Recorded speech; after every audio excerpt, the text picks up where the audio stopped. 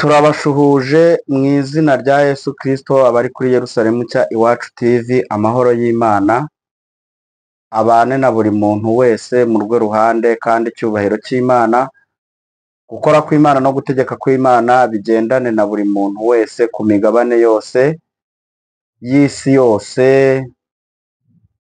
Dushuhuje abari mu Rwanda, abari Tanzania, abari Kenya, abari Uganda, isi yose Uwiteka abagirire neza. Tugarutse rero mu butumwa bwiza nk'uko mubimenyereye. Imana y'amahoro ikomeze kubana na buri muntu wese. Dushimye Imana yaturinze ikaturinda mu mwaka wa 2024, hanyuma ikaba yadukandagije mu mwaka wa 2025. Icyubahiro cy'Imana no gukora kw'Imana bibane na buri muntu wese. Twifurije buri muntu wese mu rwe ruhande kugubwa neza n'Uwiteka. Wowe ukibona izi video, icyo usabwa ni ugukora share, comment, subscribe kugira ngo tugire aho tubasha kugera mu izina rya Yesu. Icyubahiro cy'Imana rero kibane na buri muntu wese. Reka dutangire dusenga. Turagushimye Uwiteka Imana, uri Imana ifite imbaraga, uri Imana ifite ubutware, uri Imana ihambaye, uri Imana yumva gusenga, uri Imana igira neza. Waraturinze uturindira imiryango aho byari bikomeye, abari barwaye warabakijije. Rero icyubahiro cyawe no gukora kwawe no gutegeka kwawe, komeza urinde buri muntu wese, umugirire neza, umuhe imbaraga n'ubutware no gukomera, maze icyubahiro cyawe kibane na buri muntu wese mu rwe ruhande. Kandi dusengeye abafite ibyifuzo, abafite ibibazo bitandukanye, buri muntu wese umuhe imbaraga, umukomeze, maze gukora kwawe no gutegeka kwawe bane natwe mu izina rya Yesu, amina. Amahoro y'Imana rero akomeze kubana na buri muntu uwo ari we wese. Ntabwo bisanzwe, turi mu gihe cy'umwaka turimo turebera kure.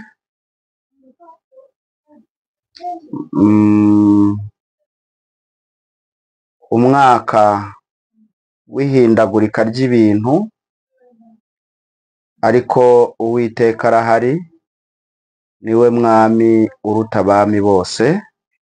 Hanyuma gukora kw'Imana no kugira neza kw'Imana bibane na buri muntu wese. Icyubahiro cy'Imana gikomeze kubakomeza, kuko Uwiteka ari we ufite imbaraga, ari we ufite ubutware. Nk'uko mubibona, izi zo ni ikarita bita jokeri, hanyuma zabaga mu makarita zitwa yuko yabaga ari imikino bajyaga bakinisha ibitego. Hanyuma rero biza kuza kurangira nazo zishyizwe mu makarita. Yego, izi ngizi murimo murazibona nazo. Hanyuma izi ngizi zimaze kugera mu mukino, ntabwo izi ngizi zari zigifite ijambo, kuko iyi ubwayo ni jokeri itukura. Hanyuma bisobanuye ngo umutuku wose wimitswe iba ariyo kibamba. Hanyuma iyi nayo ni umukara. Kuvuga rero ngo umukara wose wimitswe, ubwo ngubwo ni ukuvuga ngo niyo iba ifite imbaraga zo kuba iyoboye izi ngizi. Iyoboye izi ngizi nk'uko murimo mubyitegereza. Hanyuma ku mutuku naho, izi ngizi, iyi ngiyi iba iziyoboye. Urumva ko aho yagombaga kugira ijambo itakirifite, kubera yuko mu makarita hajemo ibindi. Bishatse kuvuga iki? Ndagira ngo dukurikirane ijambo ku rindi, hanyuma turaza kuza kubihuza n'ibiriho muri ino minsi. Uko isi yacu igenda ihinduka niko n'iterambere rigenda rihinduka, ariko turashima Imana ko abantu basenga Imana batajya bahindurwa n'ibihe, abantu basenga Imana batajya bahindurwa n'iminsi, abantu basenga Imana badahindurwa n'amafaranga, abantu basenga Imana batajya bahindurwa n'uko haje uburwayi, abantu basenga Imana bakomera ku Mana yabo, kuko ibihe turimo bikomeye. Daniyeli yaravuze ngo mu minsi y'imperuka ubwenge bwa benshi buzagwira. Rero turi muri kino gihe kuko ubwenge bwamaze kugwira, hanyuma abari bafite bamburwa n'ibyo bafite.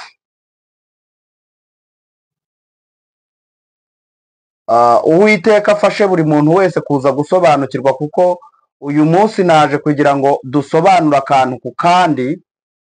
Hari igihe cyagezeho tukazajya tuvuga ibintu tubica ku ruhande, tuvuga ibintu tubica ku ruhande, ariko uno munsi nizere yuko turi buze kuza kuvuga akantu ku kandi nk'uko Imana iba yabitanze, nk'uko igihe kimeze.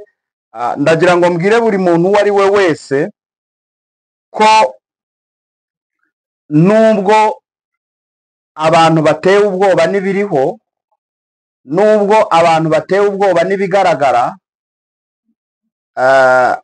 yego ibi bintu uko mubibona, hari igihe abantu iyo badasenga barabireba bakavuga ngo ibi bintu birakomeye, kandi koko biba binakomeye, kuko ikintu cyose kigukanze iyo utaramenya icyo ari cyo ushobora no kwikubita hasi ugaca umutima, ariko iyo wabanje kukireba icyo ari cyo umenya yuko kidafite imbaraga.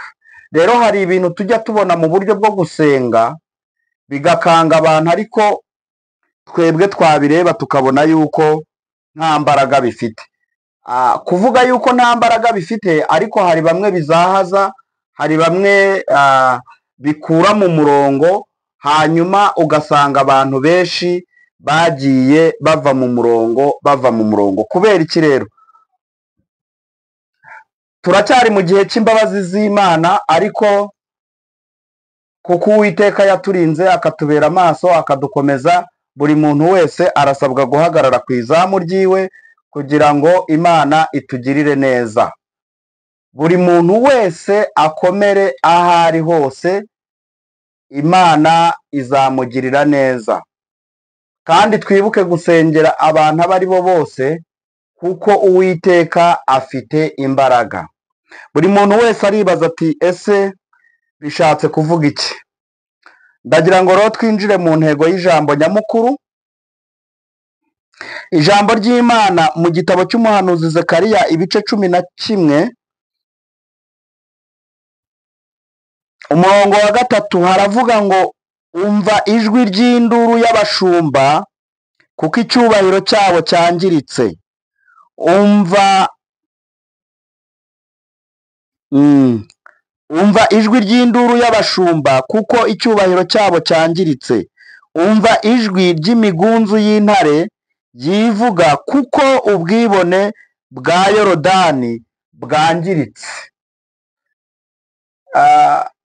Ijwi ry'induru y'abashumba kuko icyubahiro cyabo cyangiritse. Hariho kugenda abantu bakurwa mu murongo, bamanurwa, bagenda bamanurwa mu buryo ari umugambi wa shitani, kugira ngo abantu bagende bakurwa mu murongo, kugeza aho abantu bagomba baziheba bakava mu byizerwa, bamara kubivamo shitani akaba abonye uburyo afata abantu, icyo bita gufata abantu mpiri. Hanyuma ndibutsa abantu mbabwira ngo mukomere mushikame, kuko ibikomeye byo biri imbere. Mu butumwa bwiza muri Matayo ibice 25 hari umurongo uvuga ngo bamwe abahanuzi bazagambanirana, ndetse bamwe bazashyirwa mu mazu y'imbohe, ndetse abandi bazicwa, abandi bazarenganya abandi. Ibyo bintu byose twatangiye kugenda tubibona, tugenda tubibona hirya no hino mu nsengero, mu bavugabutumwa, mu babishopu, mu bapotre. Amadini agenda asenyuka bitewe no kurwanira ibyubahiro. Rero ni ukuvuga ngo ibi bintu, aya makarita ashushanya ikintu gikomeye ndimo nshaka kuvuga. Muri ino minsi ibintu bimaze kwivangavanga, hari abantu bitwa yuko ari bo bafite ijambo, ariko mu buryo bw'umwuka ubundi mbere ni ukuvuga ngo ibi byose bitaraza habagaho abatambyi, abahanuzi. Ibyo byose ni uruhererekane rw'isezerano rya kera n'isezerano rishya. Ntabwo ndi bubyinjiremo cyane kuko mfite iminota mikeya. Ubutaha nibwo tuzaganira ibiganiro bigiye bifite amasaha maremare, ariko iki cyo ndaza kuza kugicimbura igireho iminota mikeya kuko dufite izindi video zigomba gukurikiraho z'abatumirwa. Iyi rero turaza kuza kuyigira nka season ifiteho nk'ibice 3 kugira ngo tuzagende tuyereka n'abasesenguzi babase kuyisesenguraho. Ni ukuvuga ngo ibi bintu mubona ntago ari intuze, ntago ari ukuvuga ngo ni ibintu biri mu gihugu kimwe. Shitani ntago ari mu gihugu kimwe, shitani ari ku isi yose. Bisobanuye iki rero?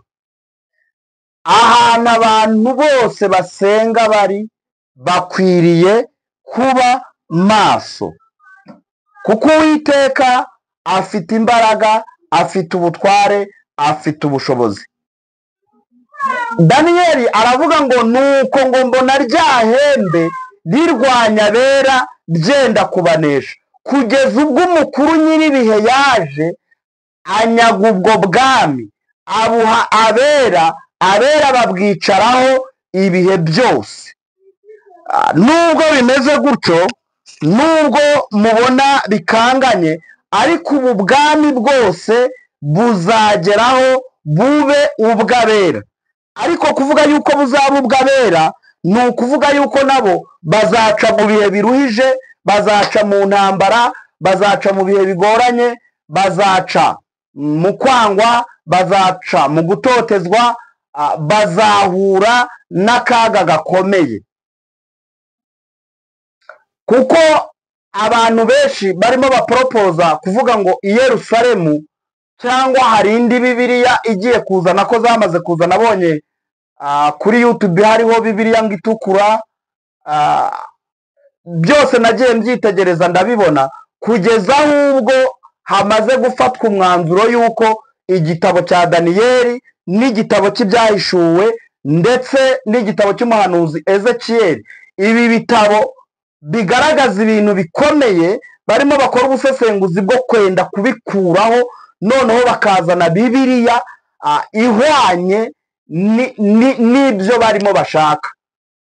Ariko kuko Bibiliya ibyerekana neza, igihe kizageraho Bibiliya zitwikwe, ibi bitabo tugendana bitwikwe, buri kintu cyose nibi twiringira, umuntu asigarane ibintu yamenye mu mutwe wiwe. Kuko n'izi kompiyuta, n'izi telefone, izi zose ni sisitemu bakoze. Ni ukuvuga ngo nibamara kubihanagura, ni sisiteme yo ku mutima w'isi ziba ziri muri za Amerika, muri ino migabane igiye ikomeye, bagiye bafite ibintu byose. Ni ukuvuga ngo ni ugukirikirika cyangwa bagakanda ahantu sisiteme zose ari kuri aya matelefone dufite, Bibiliya igahita ivamo. Ibitabo by'indirimbo Ibi bitabo byose by'umugenzi mubona byose bigiye bifite impuguro y'ijambo ry'Imana, cyangwa bishobora kuba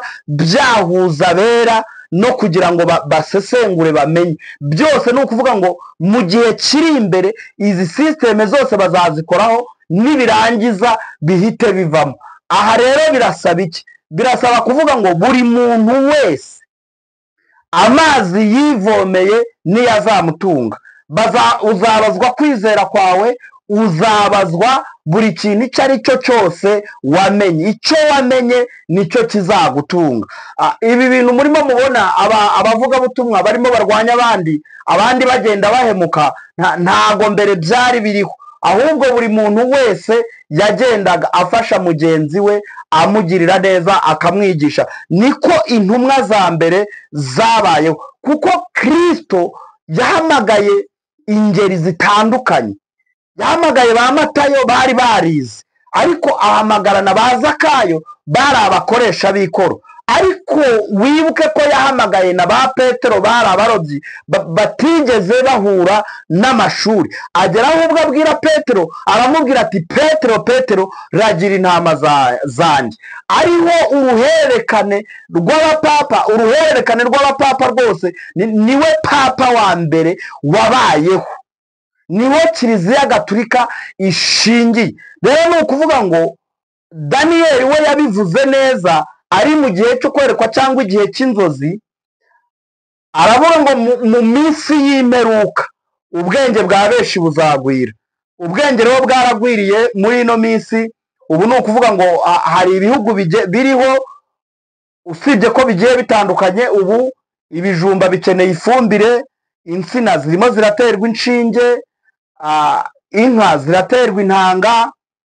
Urumva ibintu Daniyeli byose yagiye avuga byamaze gusohora. Ubu muri Amerika hari amarobo amesa imyenda, hari amarobo ateka. Bisobanuye ngo ubwenge bwa benshi bwamaze kugwira. Iyi migabane yose irimo iragenda izana ubwenge muri Afurika kugira ngo dukurwemo umwuka karemano cyangwa ikintu cya kamere muntu icy'Imana yaturemanye. Mbese baduforomatemo iby'Imana, badushyiremo ikindi kintu. Tuvuge ngo buri muntu wese muri ino minsi agomba kugira irobo imutekera, imumesera. Kandi tuzi yuko umugore agomba gukora ibyo bintu, cyangwa n'umuja cyangwa umukozi mu yandi magambo. Tukibaza rero hazabaho iki muri ino minsi turimo twegerezaho? Hazaba ibintu bikomeye, kuko Bibiliya iravuga ngo ntawe uzemererwa kugura cyangwa gutunda adafite umubare wa ya nyamaswa. Kandi Bibiliya iravuga ngo uyu mubare ni umubare w'umuntu, ntabwo ari umubare iyo Bibiliya ivuga inyamaswa cyangwa ivuga ibindi n'ibindi, tuzagenda tubireba hano imbere, biba bisobanuye ko hari ikintu cyitwa karengane gishobora kuzaza. Aka karengane rero n'ubundi karatangiye, gatangiriye mu madini, kuko bamwe bamaze kumanurwa, abandi baracecekeshwa, abandi bakubitwa hasi, kuko bararogana, baricana. Ibyo rero aho bigezeho kwanga, ni ukuvuga ngo iyo byanze hari izindi ngamba zifatwa. Rero ndimo ndavuga ngo iki? Ndimo ndavuga ngo buri muntu wese akomere ku kintu yamenye, buri muntu wese akomere ku ijambo, buri muntu wese amenye neza yuko imbere yiwe hari urugamba. Iyo turimo tuvuga ibi bintu ntago tuvuga ngo buri muntu umwe ngo niwe ubyumva, tubwira isi yose.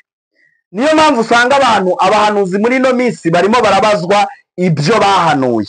Barimo umuhanuzi ahanura ibintu biri kure. Ushobora guhanura ibintu bikazamara imyaka 10, bikazamara imyaka 20. Yesaya we arimo ahanura ibya Kristo, yarahanuye ngo duhawe umwana w'umuhungu.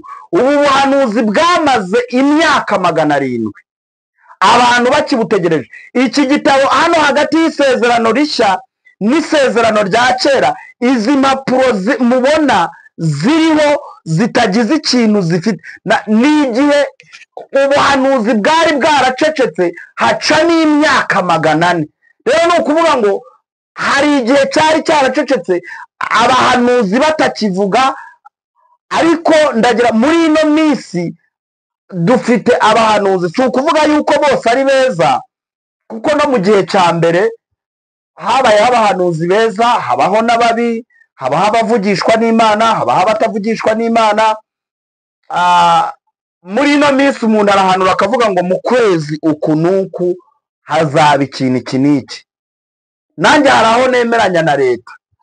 Ese koko nimba waratanze itariki, ibyo bintu ntibisohore? Kandi ko muri iki gihe abantu bashaka koko kuvuga, babaza ngo uyu muntu ni umuhanuzi koko, uyu muntu ni pasiteri, uyu muntu ni profete, uyu muntu ni bishop, uyu muntu ni apotre. Ni ukuvuga ngo rero ukeneye kubanza kumva ko koko nijwi ni Imana ibivuze ko erega na shitani aravuga, kuko afite abakozi benshi. Rero komera ushikame. Ikintu nshaka kuvuga nibyo koko nabyerekanye, ariko reka nongere nkangurira abantu mbabwire ngo nubwo ibi bintu mubona bikomeye, izi karita ubwazo uko uzibona, izi ntago zonyine uko zimeze gutya, ntago zonyine zarangiza umukino.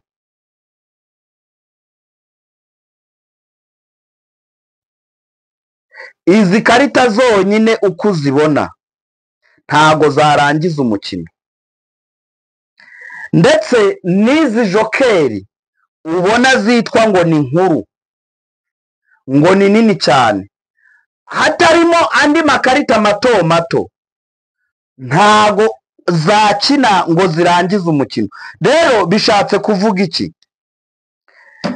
Bishatse kuvuga ko itorero ridafite abaririmbyi, ridafite abanyamasengesho, ridafite izi ngeri zose, rishobora kuba ridafite ubuzima.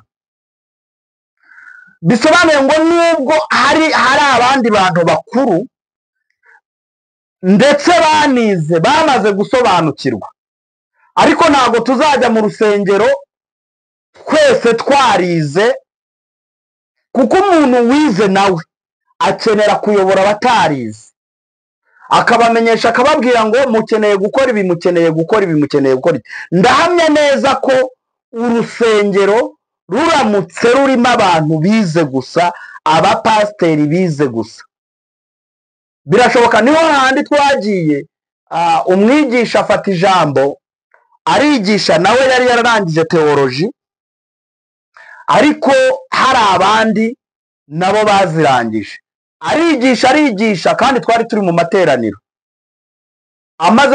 Agezemo hagati, undi ahita avuga ati ahangaha ntago ariko bimeze, uratubeshye. Kuko we ibyo yigishaga, undi wari wicaye inyuma yarabyumvaga ndetse akabyumva kumurusha, ahita avuga ati ibyo ntago ariko bisobanura, uratubeshye. Ako kanya byari iteraniro byahise biba inama, biba urusaku. Bivuze ngo iki rero, kwigisha, dukeneye kwigisha abantu batamenye, kuko Kristo yaravuze ngo nimugende mu mahanga yose mubwirize ubutumwa. Sina byiza ko nimba urusengero rurimo abapasiteri 5 bize, umwe ni pasiteri ushinzwe amasengesho, undi ni pasiteri ushinzwe ivugabutumwa, undi ni pasiteri ushinzwe ibyuma, undi purukwa. Kubera iki? Abantu hari amariba, hari ahantu batarumva Imana. Abantu bareke kumaranira mu nsengero, abantu bareke kwirirwa bashaka impamvu. Ntabwo Imana yatuboheye ahantu hamwe. Niyo mpamvu abantu barimo kumarana ngo ngiye ngo ndabisobanukiwe, ndabizi neza, narangije. Warabirangije, ariko ntabwo ari ngombwa ngo tube mu rusengero turi abapasiteri 10. Tuzakora iki se? kare hahandi uzasanga turebuzanya ahubwo icyo gihe no gukora umurimo w'Imana bizaba bitagihari. Rero reka mbabwire, ni ukuri kw'ijambo ry'Imana, Imana itubereye maso, Imana itubereye ku rugamba, Imana iturindiye imiryango, Imana iturindiye bashiki bacu, Imana iturindiye abana bacu, Imana iturindiye abantu twasenganye bari Amerika, bari mu Burayi, bari Australia, bari Norvege, bari Canada, bari mu bihugu bitandukanye, bari Bujumbura, bari Kenya, bari Kampala, bari Kigali, bari hirya no hino.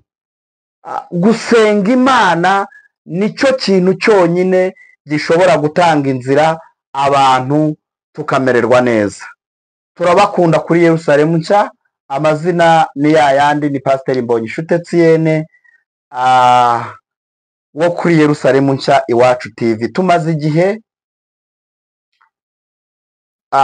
cyangwa se maze igihe ntarimo kuboneka. Turi mu murimo ukomeye cyane, turi mu ivugabutumwa rikeneye gusengerwa. Buri muntu wese agomba kudusengera. Mu minsi izaza tuzabivuga. Icyubahiro cy'Imana no gukora kw'Imana bibane namwe. Mbifurije umugisha w'Imana n'umwaka wa 2025 twatangiye kugira ngo Uwiteka abagirire neza. Reka dusenga Imana. Turagushimye Uwiteka Imana, uri Imana y'imbabazi, uri Imana igira neza, uri Imana ihambaye, uri Imana ivuga bikaba, uri Imana ikomeye. Bana na buri muntu uwo ari we wese, umugirire neza, umuhe imbaraga, umuhe ubutware, umukomeze. Abakwizera kera babaga mu mahoro kandi na n'ubu ukomeze ubarinde. Buri muntu wese umuhe imbaraga n'ubutware. Dusengeye abarwayi, dusengeye abafite ibyifuzo bitandukanye.